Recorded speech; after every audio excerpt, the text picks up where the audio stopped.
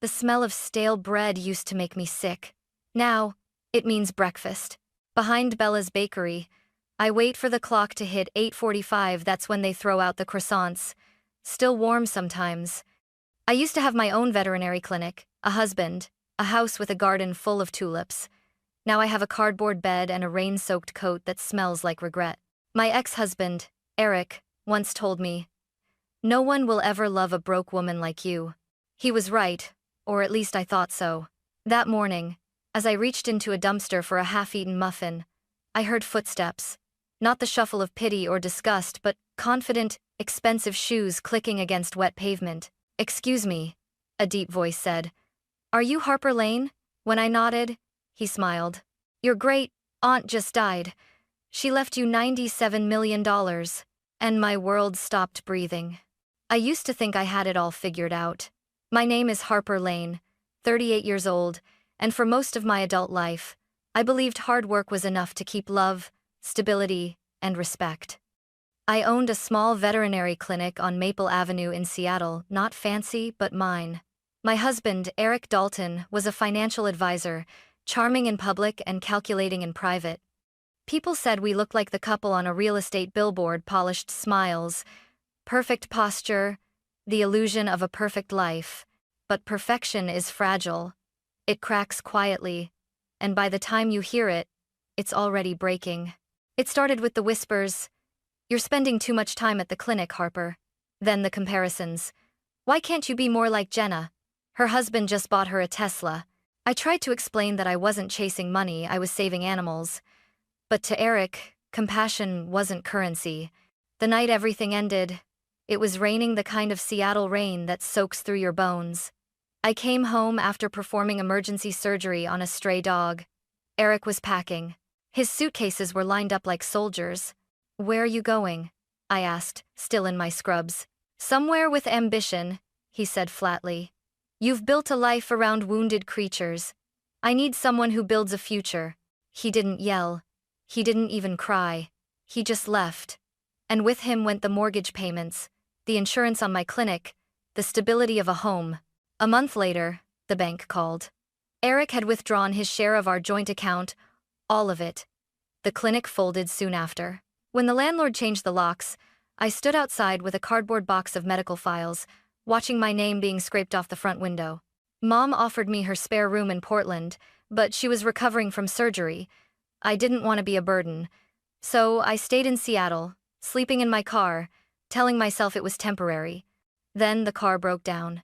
I remember sitting inside it one night, rain drumming against the roof, my breath fogging the windows. My reflection looked like a ghost, the ghost of the woman who once believed love was a safety net. By week 3, I was on the streets, carrying a backpack with a few clothes and a photo of me and Eric on our wedding day.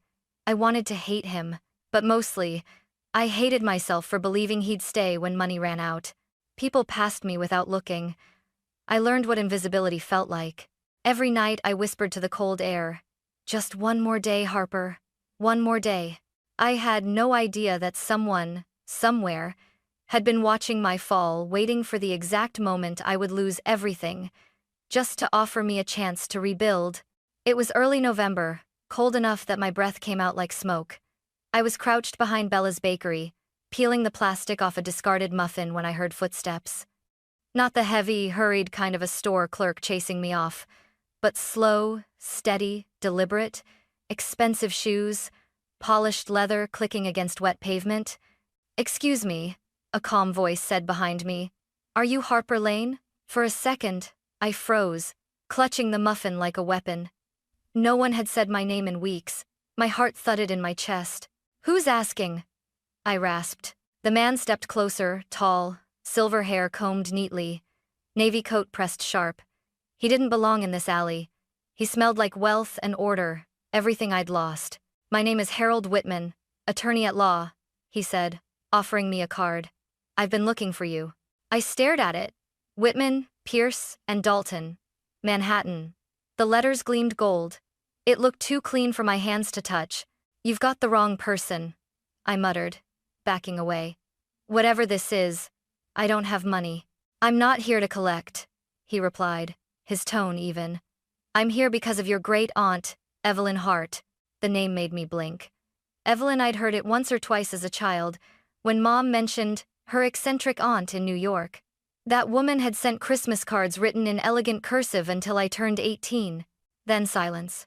She passed away last month, Whitman continued. You've been named her sole heir. I laughed. It sounded harsh and hollow even to me. Heir? Look at me. I'm sleeping behind a bakery. He didn't flinch. Instead, he opened a sleek leather folder and pulled out a photo me, 5 years ago, standing in front of my veterinary clinic, smiling with my rescue dog, Clover. My clinic's logo, Harper Lane Animal Care, was visible behind me. This was taken in 2018, he said. Mrs. Hart kept detailed records of your life. She knew about your work, your divorce, and your current circumstances. I felt heat rise in my face. So she knew I'm homeless and didn't do anything? On the contrary, he said softly. She did everything. She left you her penthouse on Fifth Avenue, her yacht in Miami, her art collection, and her entire financial estate valued at approximately $97 million. The world spun. I grabbed the dumpster to steady myself. 97 million. There's a catch, right? I whispered. One condition, he confirmed, meeting my eyes. But it cannot be discussed here. Mrs. Hart left a recorded message in her penthouse. You'll need to travel to New York to hear it. And if I don't, then, in 72 hours, the entire estate passes to the alternate beneficiary, your ex-husband, Eric Dalton. I couldn't breathe. The man who destroyed me would get everything? Whitman adjusted his cufflinks. A car is waiting, he said gently. You can have a warm meal, a shower, and a decision to make. It's your move, Miss Lane. And just like that, the alley behind Bella's bakery, my last piece of normal, became the doorway to a life I didn't understand yet. I stared at Mr. Whitman, half expecting him to laugh and admit this was some elaborate prank.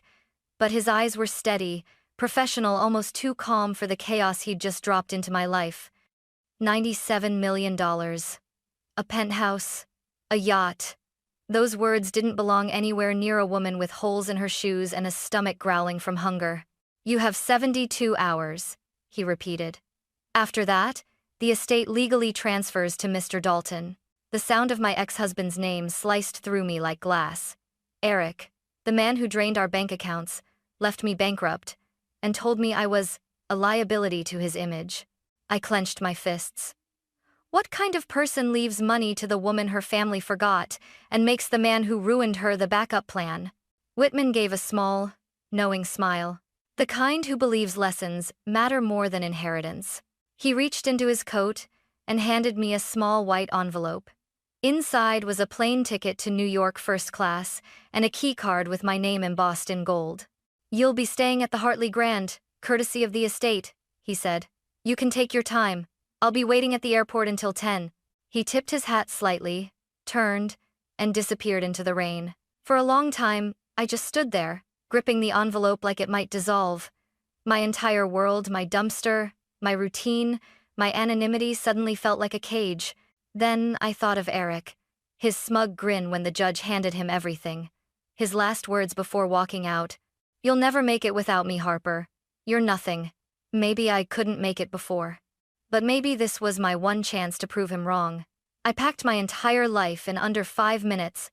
A backpack with my toothbrush, a worn sweatshirt, and the photo of me holding Clover, my rescue dog. I stopped by the edge of the alley to say goodbye to Maya, the young woman who sometimes shared her blanket with me. You leaving town, Harper? She asked, half asleep. Maybe, I said. If I don't come back, just know, it wasn't because I stopped caring. She smiled weakly. Nobody leaves for good. We always circle back. Her words clung to me as I climbed into the black Lincoln parked by the curb. The driver nodded without a word, and soon the city I'd learned to survive in, the cold, wet, hungry city, started fading in the rearview mirror. At the airport lounge, I showered for the first time in months. Hot water poured over me like forgiveness. I watched layers of dirt swirl down the drain, taking fragments of my old life with it. When I looked in the mirror, I barely recognized the woman staring back.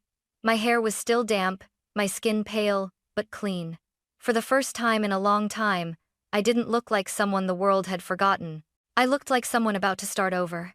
By the time the plane touched down in New York, my nerves were on fire. I'd spent the entire flight wondering what kind of condition could possibly be worth $97 million. Every scenario in my mind felt like a trap, a cruel joke, a test I was destined to fail. Mr. Whitman met me at the terminal, immaculate as ever, holding a sign that simply read, "Miss Lane. Welcome to New York," he said. "Mrs. Hart's penthouse awaits." The drive into Manhattan felt like entering another planet. Glass towers, gold-lit streets, doormen in uniforms polished to perfection. When we pulled up to the building on Fifth Avenue, I could barely breathe. The lobby smelled like money and marble. The elevator opened directly into the penthouse. It was enormous floor to ceiling, windows framing the city, soft jazz playing from invisible speakers, and paintings I recognized from museum catalogs. I caught my reflection in the glass, a woman in borrowed clothes standing in a palace that didn't belong to her. Whitman motioned toward a study, lined with books and family portraits. In the center stood a large mahogany desk and a sleek screen waiting to be played. "This is Mrs. Evelyn Hart's private message," he explained. "It will play once. I'll leave you alone." He closed the doors behind me. Silence filled the room. My hands shook as I pressed play. The screen flickered, and there she was, a woman in her 80s, silver hair swept elegantly back, eyes sharp as glass. Even through the recording, she radiated power. "Hello, Harper," she began, voice steady but soft. "If you're watching this, you've hit the bottom. I know that feeling better than anyone." She leaned closer.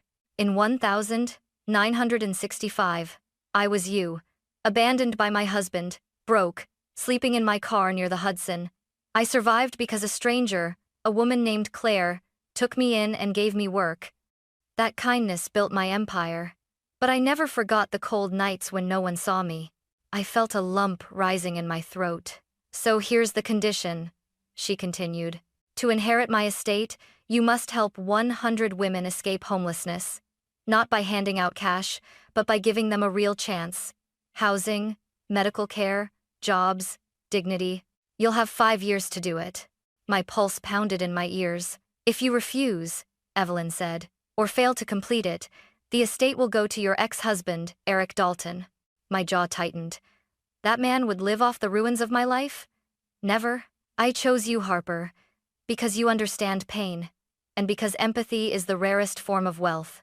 The video paused for a breath, then her tone softened. "Prove me right." The screen went black.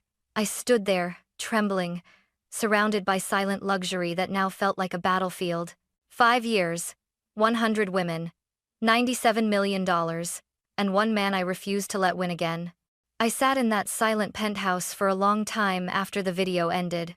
The city glittered below like 1,000 tiny promises, and for the first time in years, I wasn't sure whether to cry or laugh. 100 women, 5 years, $97 million. It sounded impossible, and yet, impossibility was all I'd known lately. When Mr. Whitman returned, he studied me quietly. "So, Miss Lane," he said, "do you accept your aunt's condition?" I took a deep breath. "I do, but I'll need help." "Then let's start there." Within a week, the Evelyn Hart Foundation was born. Whitman helped me establish the legal framework, set up the accounts, and hire an accountant who looked at me like I was a fraud until he saw the trust documents. The first time I walked into the foundation's rented office, a converted storefront in Queens, I almost laughed. A cracked floor, flickering fluorescent light, one desk, 2 chairs, and a flickering neon sign that still read, "For lease." But it was mine, a beginning. I found my first partner purely by chance. On my second day, as I handed out sandwiches near a shelter, I recognized a face I'd seen in the bakery alley months ago, Maya Torres, the young woman who once shared her blanket with me. Her hair was tangled, her eyes dull from exhaustion, but when she saw me, her mouth fell open. "Harper, you look different." "So do you," I said softly. "Come with me. I have something I need help building." She hesitated. "I don't do charity work." "Good," I said. "Neither do I." I told her about Evelyn's condition, how the mission wasn't to save people but to empower them. Maya listened, cautious but curious. When I offered her a job as my assistant, she stared at me for a full minute before whispering, "You're serious?" "I am. Because I was where you are." That was the first yes of many. Within 3 months, we had helped our first 5 women, providing small apartments, counseling, and part-time work through local clinics. It wasn't glamorous. Some relapsed into addiction, some disappeared after a week. But a few stayed, and those few gave me strength to keep going. Every night, I returned to the penthouse Evelyn had left me, staring at her portrait above the fireplace. I imagined her voice. Empathy is the rarest form of wealth. Some nights, I wanted to quit. I didn't know how to heal 100 broken lives when I was still gluing the pieces of mine together. But each morning, Maya would show up with 2 cups of coffee and a tired smile. 5 down, 95 to go, she'd say. And somehow, that was enough. Because for the first time since Eric left me, I wasn't surviving, I was building. 3 years passed faster than I could count. The Evelyn Hart Foundation had grown from 1 cracked office into 4 bustling centers across New York. We'd helped 62 women rebuild their lives. Women who'd once slept in bus stations, now managing cafes, working in hospitals, or studying again. Every success felt like a small miracle, but miracles have a way of drawing out ghosts. One morning, Mr. Whitman called. "Miss Lane," he said gravely, "your ex-husband has filed a petition to challenge your inheritance." For a moment, I thought I'd misheard him. "Eric?" "Yes. He claims Evelyn Hart's condition was coercive, and that you're mismanaging the estate for personal gain." My throat went dry. Eric's voice from years ago came back to me. "You'll never make it without me." 2 days later, I saw him again. He arrived at my office wearing a custom gray suit, a gold watch flashing under the fluorescent lights. Beside him was a much younger woman who looked like a magazine model. Eric smirked the way he used to when he wanted me to feel small. "You've done well for yourself, Harper," he said, glancing around the busy office. "Never thought you'd be able to handle this kind of money." "It's not mine," I replied. "It's for the women who need it." "Of course," he said, feigning sympathy. "But the way I see it, you wouldn't have had any of this, if not for our marriage. Technically, I introduced you to the Hart family." I crossed my arms. "You introduced me to misery." His grin sharpened. "I'm contesting the will. If you fail that ridiculous condition, the entire estate reverts to me. Maybe I'll run it better." For the first time in years, anger burned through my calm facade. "You left me to rot, Eric. You told me I was worthless. You don't get to own the story of my redemption." He chuckled. "We'll see what the court says." The following weeks were chaos: auditors inspecting every file, reporters knocking on my door, whispers that the homeless heiress was a fraud. I could feel the foundation wobbling under the weight of Eric's smear campaign. During one long night in the office, Maya found me sitting at my desk, staring at piles of paperwork. "Don't let him take this from you," she said. "You built this from nothing. He can't understand that kind of strength." I smiled weakly. "He doesn't have to understand it. He just has to fear it." The day of the hearing arrived. The courtroom smelled of wood polish and tension. Eric's lawyer, young, slick, overconfident, painted me as a manipulative woman exploiting her aunt's fortune. I could feel the sneers from the gallery. Then Mr. Whitman stood and spoke with quiet authority. "Your Honor, before Mrs. Hart passed, she recorded a second message to be revealed only if her will was challenged." The lights dimmed as the monitor flickered on. Evelyn Hart appeared again, older, frailer, but her eyes still glowed with fire. "If anyone, especially my niece's ex-husband, dares question her worthiness, remember this. I watched Harper lose everything with grace, and I watched him strip her of it. He believes money defines value. I built this fortune to prove the opposite." She coughed, then added softly, "If he files a claim, consider it void." Greed was never a family trait I rewarded. The courtroom fell silent. Eric's lawyer sat down slowly, face pale. Eric stood, furious. "You think this changes anything? You're nothing without that old woman's money." I turned to him, calm now. "No, Eric, I was nothing because of you. But now, I'm everything she believed I could be." The judge banged his gavel, ending the hearing. Case dismissed. Outside the courthouse, Reporters crowded around, flashing lights in my eyes. I looked straight into one camera and said, "Evelyn Hart's legacy isn't about money. It's about proving that even the broken can build empires out of empathy." Somewhere behind the flashing lights, Eric vanished into the crowd, smaller than I'd ever seen him. And for the first time, I didn't feel angry. I felt free. After the court ruling, I expected to feel triumphant. But the truth is, victory didn't feel like revenge, it felt like release. For the first time since my marriage ended, I could breathe without the weight of proving myself to anyone. Yet the work wasn't over. Evelyn's condition still echoed in my head. 100 women, real help, real change. The foundation had grown stronger than ever after the trial. Donations began pouring in from people who saw the headlines. Homeless heiress defeats ex, husband in court and keeps building homes for others. Suddenly, I wasn't just Harper Lane, the woman who lost everything. I was a symbol. And symbols don't get to rest. Maya became the heart of the foundation. She managed outreach programs, trained counselors, and even started a mentoring group called the Second Sunrise, pairing women who had escaped homelessness with those still struggling. Watching her lead made me realize something profound. Sometimes the people we save end up saving us. One rainy evening, I returned to the shelter we'd opened in Brooklyn. A woman sat by the door clutching a suitcase and a little boy. Her name was Renee Porter, a single mother evicted after losing her job. She couldn't meet my eyes when she spoke. "I don't want charity," she whispered. "I just want my son to sleep somewhere safe." Her words hit me like a flashback because I'd once said almost the same thing, standing outside my clinic with nowhere to go. I crouched beside her, handed her a cup of warm tea and said softly, "This isn't charity, Renee. It's a restart." Renee stayed. Within 6 months, she had a new apartment and a stable job working with our administrative team.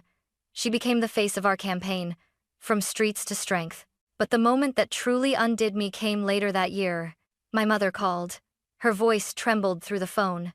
"Harper, I saw you on the news. I'm proud of you, sweetheart.